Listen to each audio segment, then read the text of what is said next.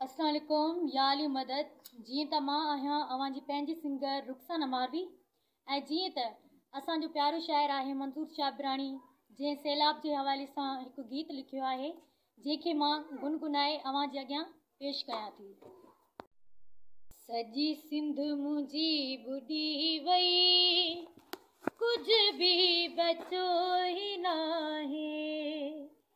सॼी सिंध मुंहिंजी बुॾी वई कुझु बि बचो ई नाहे। बेघर माण्हू थी विया बेघर माण्हू थी विया थी वई तबाही आहे।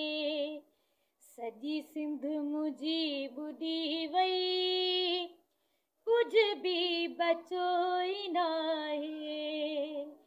बेघर माण्हू थी विया बेघर माण्हू थी विया थी वई तबाही आहे।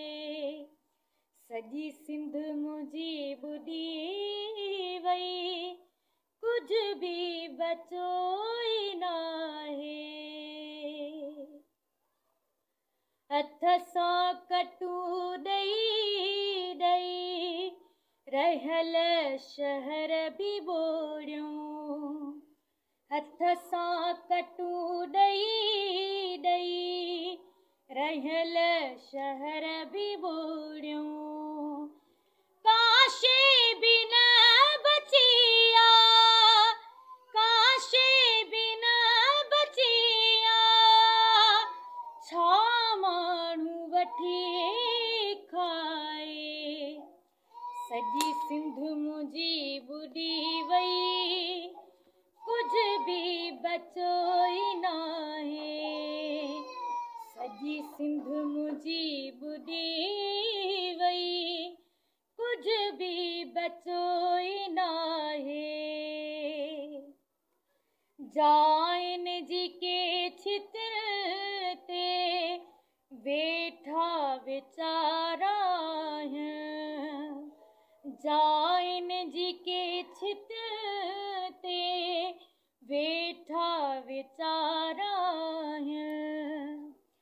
हिम्मत नथी थी कंहिंखां हिम्मत नथी थी कंहिंखां वञी दिल खे उतणा लाहे। मंज़ूर शाबराणी चए ॻोठ फाल वारो। मंज़ूर शाबराणी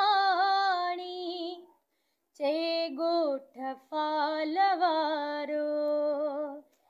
सभिनी ताईं मुसीबत सभिनी ताईं मुसीबत मालिक साईं हटाए।